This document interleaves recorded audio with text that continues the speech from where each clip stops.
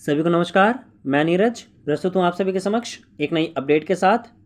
Actually अभी हाल ही में MTS के एग्ज़ाम्स हुए हैं, एमटीएस 2023, जिसकी आंसर की भी रिलीज़ हो चुकी है। कैसे डाउनलोड करनी है, कहाँ पर डायरेक्ट लिंक मिलेगा आपको, ऑलरेडी मैं बता चुका हूँ। आप प्लेलिस्ट में जाकर के अपडेट वाले सेक्शन में देख सकते हैं। प्लेलिस्ट में वो वीडियो आपको मिल जाएगी।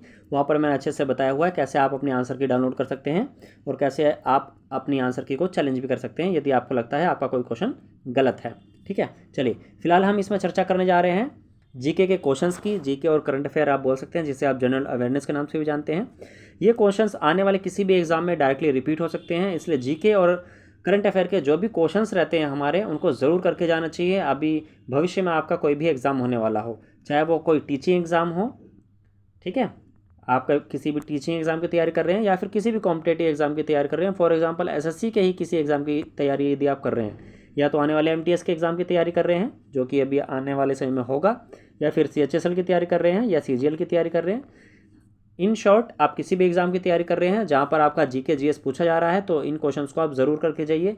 क्योंकि देखिए, एग्ज़ाम्स में यदि एक बार कोई क्वेश्चन बन गया है ना, तो एक ट्रेंड चल जाता है कि वो क्वेश्चन किसी ना किसी तरीके से उलटफेर करके रिपीट भी हो जाता है। ठीक है, तो जीके और करंट अफेयर एक ऐसा एरिया है जो कि जितना आप पढ़ेंगे उतना कम होगा, तो अपनी नॉलेज को लगातार इंक्रीज़ करते रहिए। ठीक है, चलिए, तो समय को नष्ट ना करते हुए सीधा टू द पॉइंट चीज़ों पर हम बात करेंगे यहाँ पर। ठीक है, चलिए पहला क्वेश्चन देखेंगे। पहला क्वेश्चन है आपका, एक्चुअली 25 क्वेश्चन है इसमें, तो 25 के 25 हम जीके क्वेश्चन यहाँ पर देखने वाले हैं। पहला क्वेश्चन है, who inaugurated the 2023 world squash championship that was held in India. ठीक है, तो बहुत ही इंपॉर्टेंट क्वेश्चन है। देखिए, स्क्वैश चैंपियनशिप 2023 की वर्ल्ड स्क्वैश जो चैंपियनशिप है वो 2023 की इस बार भारत में हुई है। कहाँ पर हुई है? भारत में। एक चीज़ ये ध्यान रखनी है, ठीक है जी। दूसरी चीज़, इसका उद्घाटन जो है वो किसने किया है, इसका उत्तर आपको पता होना चाहिए। इसका उत्तर सामने दिख रहा है आपको, जी हाँ, बिल्कुल, उदयनिधि स्टालिन ने किया है। ठीक है, उदयनिधि स्टालिन, इन्होंने जो है वर्ल्ड स्क्वैश चैंपियनशिप 2023 का उद्घाटन किया है और ये भारत में हुए हैं। ठीक है, चलिए आगे चलेंगे टू द पॉइंट। अगला क्वेश्चन देखेंगे। अगला क्वेश्चन आपका, भारत के संविधान का कौन सा अनुच्छेद ग्राम पंचायत के गठन से संबंधित है। आप देखिए, ये ऐसा क्वेश्चन है जो बार बार एग्जाम्स में रिपीट होता है। सीधा आपसे क्वेश्चन पूछ लिया जाएगा, ग्राम पंचायत से संबंधित कौन सा अनुच्छेद है संविधान में, तो सीधा आपका उत्तर होगा अनुच्छेद संख्या 40। क्या होगा? अनुच्छेद संख्या 40। ध्यान रखिएगा, टू द पॉइंट। नेक्स्ट, अगला देखेंगे। तीसरा क्वेश्चन देखेंगे, what is the primary purpose of micro finance institutions in India. जो माइक्रो फाइनेंस इंस्टीट्यूशंस होते हैं, संस्थान होते हैं, ठीक है, तो उसका उद्देश्य क्या है भारत में, उसका प्रमुख रूप से उद्देश्य क्या है? तो इसका उत्तर है सेकंड, यहाँ पर देख सकते हैं, to provide small loans to low income individuals. ठीक है जी, जिनकी कम आय है ना, जिनकी व्यक्तिगत कम आय है, उनको क्या प्रोवाइड करना? छोटे लोन प्रोवाइड करना। ठीक है, ये इसका प्रमुख उद्देश्य है। ठीक, चलिए, तो 3 क्वेश्चन हो चुके हैं आपके। ठीक है, चलिए आगे देखेंगे। Just 1 second. ओके, बहुत ही बेहतरीन क्वेश्चन आए हैं, आने वाले समय में बिल्कुल ये रिपीट होने के चांसेस हैं। अगला क्वेश्चन देखेंगे।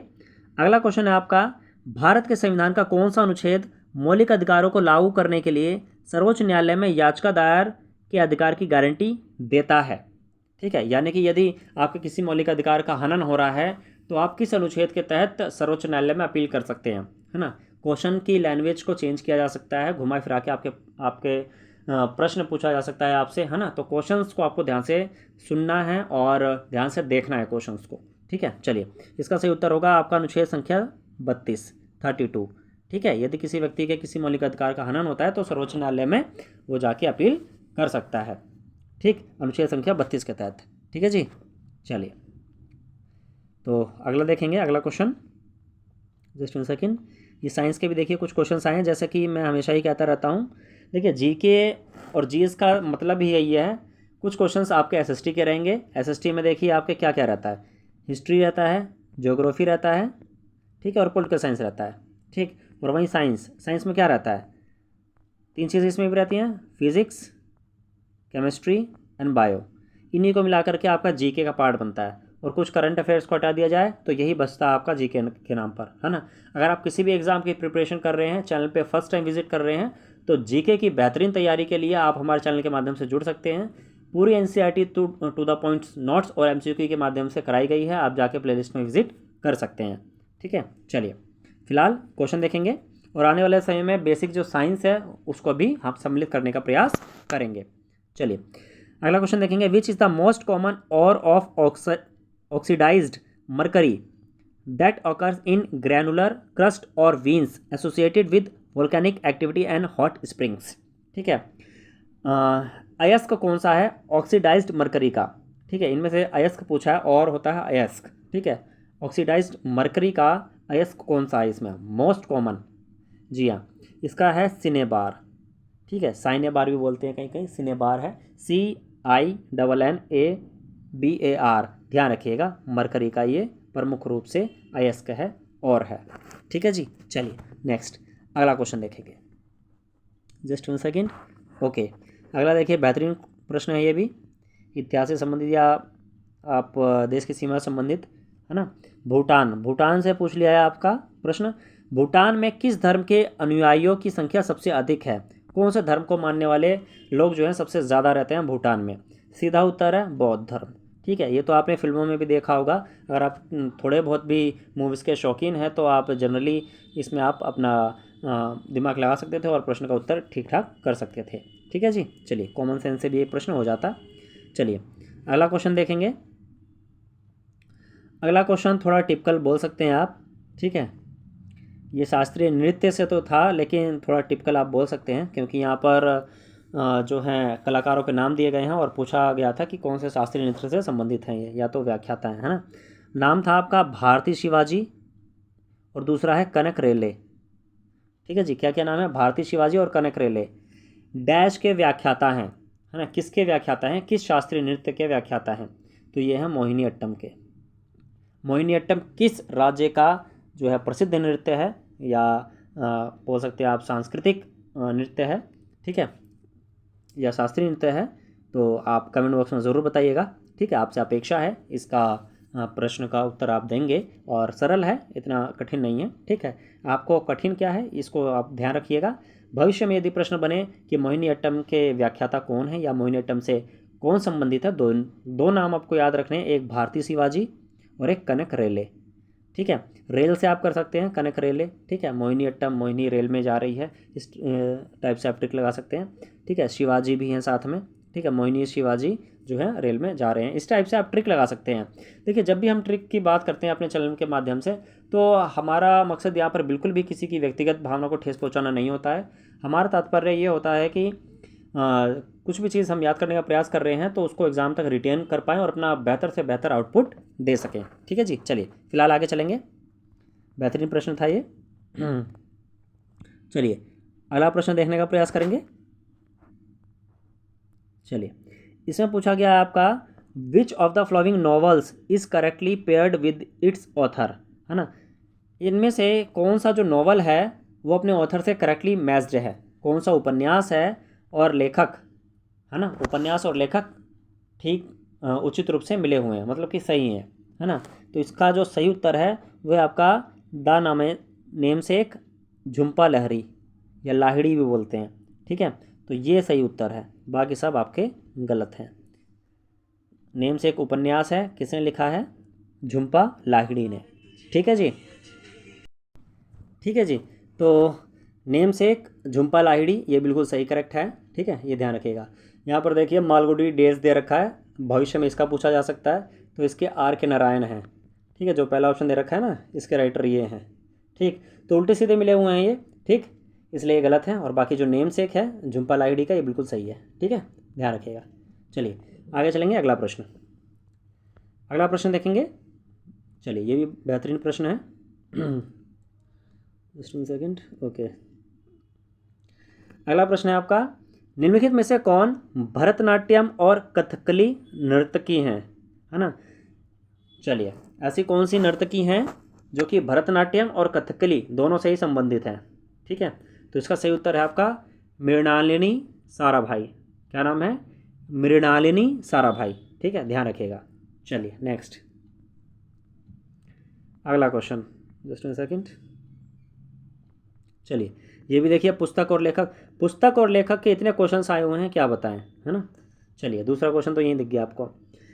सिलेक्शन डे ये पुस्तक का नाम है, सीधा सीधा पुस्तक का नाम दिया हुआ है। इसके लेखक कौन है? इसके लेखक हैं आपके अरविंद अडिगा, बहुत ही प्रसिद्ध लेखक हैं। ठीक है, काफ़ी अवार्ड्स मिले हुए हैं इनको, तो आपको ध्यान रखना है। सिलेक्शन डे हमारा सिलेक्शन कौन कराएंगे? अरविंद जी कराएंगे। कौन कराएंगे? अरविंद जी कराएंगे। ठीक है, तो ट्रिक लगा सकते हैं, ट्रिक के माध्यम से देखिए चीज़ें याद होती हैं। ठीक है जी, चलिए आगे चलेंगे। अगला क्वेश्चन, चलिए बेहतरीन प्रश्न है, देखिए ये भी, ये तो करंट अफेयर से बोल सकते हैं आप, है ना। देखिए अगला प्रश्न है आपका, उज्ज्वल भारत उज्ज्वल भविष्य पावर @2047 के अंतर्गत प्रधानमंत्री ने तेलंगाना में, कहाँ पर? तेलंगाना में निम्नलिखित में से किस 100 मेगावाट सौर परियोजना का उद्घाटन किया?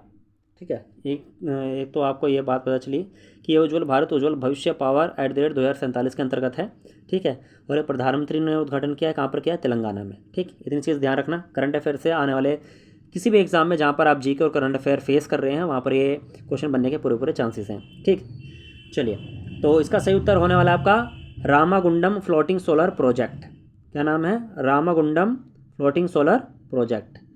ठीक है जी, चलिए थोड़ा सा आप कॉन्सेंस भी लगाते हो तो नाम से हो जाता है ये उत्तर। ठीक है, चलिए तेलंगाना है, तेलंगाना में इसी प्रकार के नाम आपको देखने को मिलते हैं। फिर भी आप थोड़ी सी ट्रिक लगा के करके जाएंगे तो बेहतर होगा, है ना। चलिए अगली बार सीधा आपसे डायरेक्ट शायद ये पूछ लिया जाए कि जो रामागुंडम फ्लोटिंग सोलर प्रोजेक्ट है ये कहाँ पर प्रारंभ हुआ है ना, तो तेलंगाना उत्तर हो जाएगा। ठीक है, तो क्वेश्चन ऐसे ही बनते हैं आपके। ठीक है जी, चलिए अगला क्वेश्चन।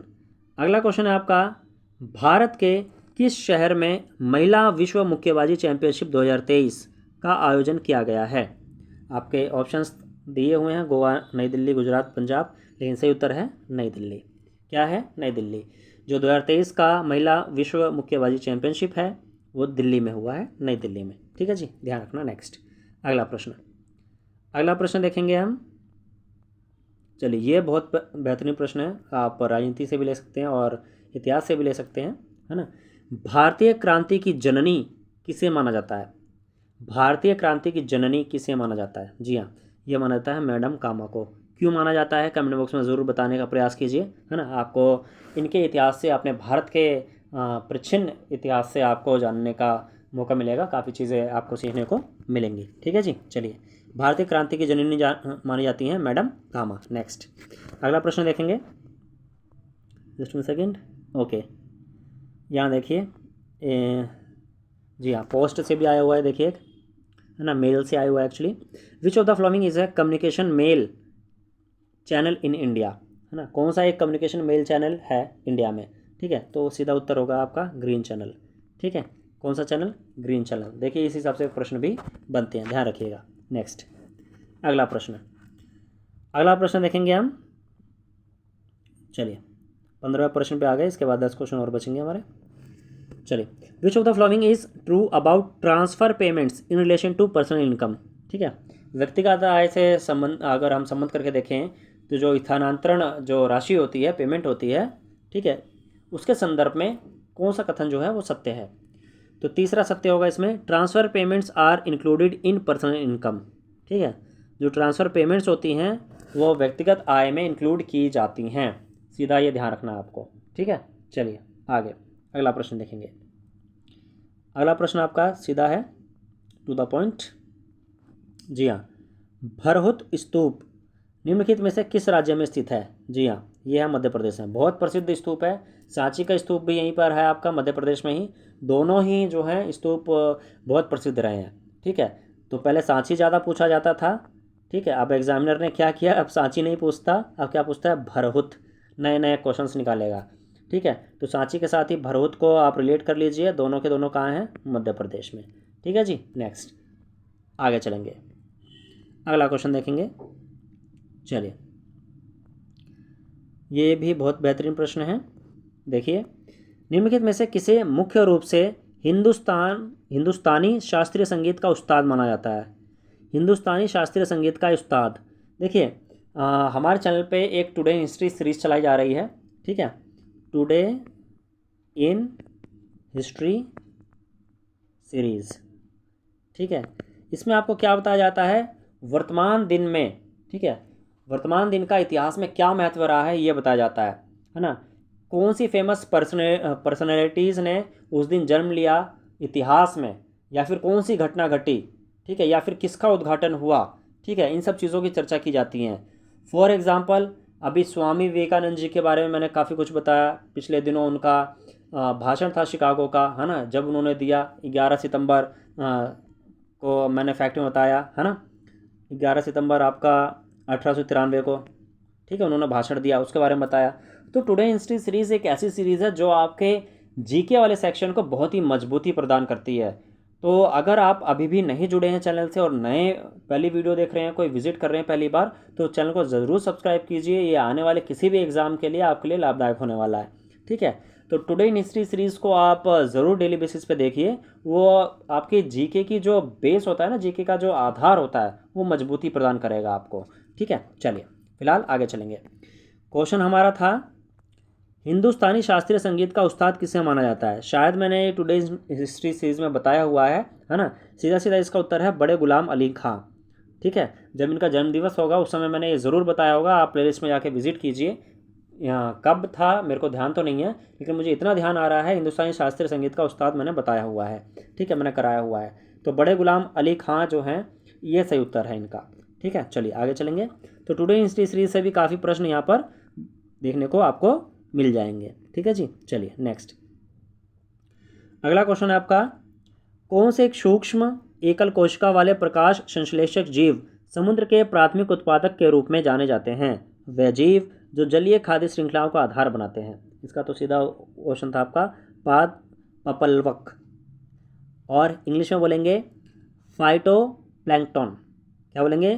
फाइटोप्लैंक्टन, ठीक है। चलिए नेक्स्ट, अगला क्वेश्चन। अगला क्वेश्चन है आपका, ये भी बेहतरीन प्रश्न था, देखिए जलधारा से था ये, है ना, देख लेते हैं। चलिए, अंतर्राष्ट्रीय प्रश्न बोल सकते हैं आप इसको। उस भौगोलिक विशेषता का क्या नाम है जो यूरोप और अफ्रीका के बीच सीमा का काम करती है। अब यूरोप महाद्वीप कहाँ है, अफ्रीका कहाँ है ना। यूरोप की स्थिति ये है, अफ्रीका इसके नीचे है, आप देख रहे हैं। यहाँ फिर एशिया आ जाता है आपका पूरा, है ना। यहाँ उत्तरी अमेरिका है, यहाँ दक्षिणी अमेरिका है, यहाँ आपका कोने में इधर आपका कहीं ऑस्ट्रेलिया मिलेगा उधर जा करके, है ना। तो इस हिसाब से आपके 7 महाद्वीप है। यहाँ अंटार्कटिका है इधर नीचे की साइड, है ना, देख सकते हैं आप। चलिए, तो इस हिसाब से मैंने पूरा एक रफली मैप बना दिया। तो सीधा सीधा इसने पूछा यूरोप और अफ्रीका के बीच सीमा का काम, यानी कि यहाँ पर, ठीक है, सीमा का काम कौन सी भौगोलिक विशेषता करती है ना। तो इसका सही उत्तर था आपका स्ट्रेट ऑफ जिब्राल्टर, है ना। जिब्राल्टर जल डमरू मध्य, ठीक है, हिंदी में ध्यान रखिएगा, इंपॉर्टेंट है, एग्जाम में रिपीट हो सकता है। नेक्स्ट, अगला क्वेश्चन, ये भी देखिए बहुत बेहतरीन प्रश्न, कई बार एग्जाम में रिपीट हुआ है, बहुत बार एग्जाम में रिपीट हुआ है। निम्नलिखित में से किस सुधारक ने सबसे पहले कलकत्ता में लड़कियों के लिए स्कूल स्थापित किया। लड़कियों के लिए, ध्यान रखिएगा, किसके लिए पूछा जा रहा है, लड़कियों के लिए सबसे पहले स्कूल किसने स्थापित किया, कलकत्ता में, ठीक। आपका सीधा सीधा अब इधर उत्तर हो जाएगा ईश्वर चंद्र विद्यासागर, इन्होंने ही सबसे पहला स्कूल जो है लड़कियों के लिए स्थापित किया था कलकत्ता में, ठीक। नेक्स्ट, आगे चलेंगे, अगला प्रश्न देखेंगे। अगला है आपका, भारतीय महिला हॉकी टीम की पूर्व कप्तान डैश को भारतीय खेलों में उनके योगदान और खिलाड़ियों की पीढ़ियों को प्रेरित करने के लिए BBC life time achievement award से सम्मानित किया गया है। यानी इसको आप करंट अफेयर का प्रश्न मानिए। इसका सीधा उत्तर है आपका प्रीतम सिवाच को, ठीक है। ये भारतीय महिला हॉकी टीम की पूर्व कप्तान रही हैं। वर्तमान में कौन है आप बता सकते हैं कमेंट बॉक्स में, भारतीय महिला हॉकी टीम की कप्तान कौन है, ठीक। फिलहाल जो BBC life time achievement award मिला है वो मिला है प्रीतम सिवाच को, जो कि भारतीय महिला हॉकी टीम की पूर्व कप्तान रह चुकी हैं, ठीक है जी। नेक्स्ट, अगला प्रश्न है आपका, निम्नलिखित नर्तकों में से किसका संबंध कथक के भारतीय शास्त्रीय नृत्य शैली से है। कथक से किसका संबंध है, सीधा उत्तर पंडित बिरजू महाराज, बहुत प्रसिद्ध हैं, ठीक है। इनके बारे में भी टुडे इन हिस्ट्री सीरीज में बड़े अच्छे से एक्सप्लेन किया था मैंने, जब इनका जन्मदिवस था, है ना। आप जाके देखिए, आप जब 2-4 वीडियोस देखेंगे ना टुडे इन हिस्ट्री सीरीज की, तो आपको लगेगा हाँ यहाँ से किस हिसाब से SSC में क्वेश्चंस डायरेक्ट बनते हैं, ठीक है जी। चलिए नेक्स्ट, आगे चलेंगे। अगला प्रश्न, अगला है आपका, भारत में महावट क्या है, ठीक है। तो सीधा उत्तर है इसका, सर्दी के मौसम के दौरान जो चक्रवाती वर्षा होती है उसी को बोलते हैं महावट, ठीक है। सर्दी के मौसम के दौरान चक्रवाती वर्षा, ध्यान रखना। नेक्स्ट आगे चलेंगे टू द पॉइंट। ठीक है जी, ये सेकंड लास्ट क्वेश्चन होने वाला है हमारा, इसके बाद लास्ट क्वेश्चन होगा। ठीक है, चलिए ये देखिए। चलिए, सभी जैन त्योहारों में सबसे प्रसिद्ध महामस्तकाभिषेक हर 12 वर्ष में कर्नाटक के डैश में दिगंबर पवित्र परिसर में मनाया जाता है। देखिए ये कहाँ से प्रश्न उठाया, आप देख सकते हैं किस हिसाब से प्रश्न पूछा जा रहा है ना। सबसे पहले तो ये आपको ध्यान रखना है, ये जैन त्यौहार है। कौन सा है? जैन त्यौहार। क्या नाम है? महामस्तक अभिषेक। ठीक, और हर 12 साल में कर्नाटक में मनाया जाता है। और कर्नाटक में कहाँ मनाया जाता है ये पूछा है, तो कर्नाटक में जो स्थान है वो है श्रवणबेलगोला। क्या नाम है? श्रवणबेलगोला। ठीक है, यहाँ पर मनाया जाता है। ठीक है जी, चलिए जिसने भी ये प्रश्न दिया है, क्या नाम है, जिसकी भी आंसर की है, देखो उनका आंसर बिल्कुल करेक्ट है यहाँ पर। ठीक है, 4 लगाया उन्होंने और यही है। तो तुक्का लगाया है या पता है, आई डोंट नो, लेकिन देखिए उनका उत्तर जो है बिल्कुल सही है, जिसकी भी आंसर की हमारे पास आई है। ठीक है जी, चलिए फिलहाल हम ये रिवील नहीं कर सकते हैं, प्राइवेसी का इशू है। चलिए आगे देखेंगे, आखिरी क्वेश्चन होने वाला है हमारा ये। ये थोड़ा जो प्रश्न है वो घुमाने वाला हो सकता है। माधवपुर मेला डैश में आयोजित किया जाता है। माधवपुर से कई लोगों ने सीधा जैसलमेर लगा दिया होगा इसका उत्तर, है ना। लगाओ जैसलमेर, नहीं पढ़ोगे तो यही होगा, है ना। हाँ, देखिए रिवीजन बहुत ज़रूरी है, कितना ही पढ़ लीजिए आप, जब तक आप रिवाइज नहीं करेंगे तब तक आपका कुछ नहीं हो पाएगा। ठीक है जी, तो माधवपुर मेला जो है वो पोरबंदर में आयोजित किया जाता है। कहाँ पर आयोजित किया जाता है? पोरबंदर में। पोरबंदर कहाँ है? गुजरात में। ठीक है जी, ध्यान रखिएगा, इंपॉर्टेंट है। देखिए इन्होंने भी जैसलमेर ही लगाया है, 1 लगाया इन्होंने। चलिए मैं निंदा नहीं कर रहा हूँ, लेकिन मैं बताना चाह रहा हूँ कि इस हिसाब से आपके एग्ज़ाम में क्वेश्चंस आते हैं, और आने वाले समय में कोई भी एग्ज़ाम हो वहाँ पर जहाँ जीके जीएस पूछा जा रहा है उसके लिए सीरीज़ लाभदायक होगी। ठीक है, तो ये थे आपके एसएससी एमटीएस के कुछ क्वेश्चंस जो कि जीके के थे, है ना। चलिए, तो आशा है आपको जानकारी पसंद आई होगी। अगर आप चैनल पर नए हैं तो चैनल को सब्सक्राइब कर सकते हैं। वीडियो अच्छी लगी हो, पसंद आई हो तो साथियों के साथ शेयर और लाइक करना बिल्कुल ना भूलें। धन्यवाद।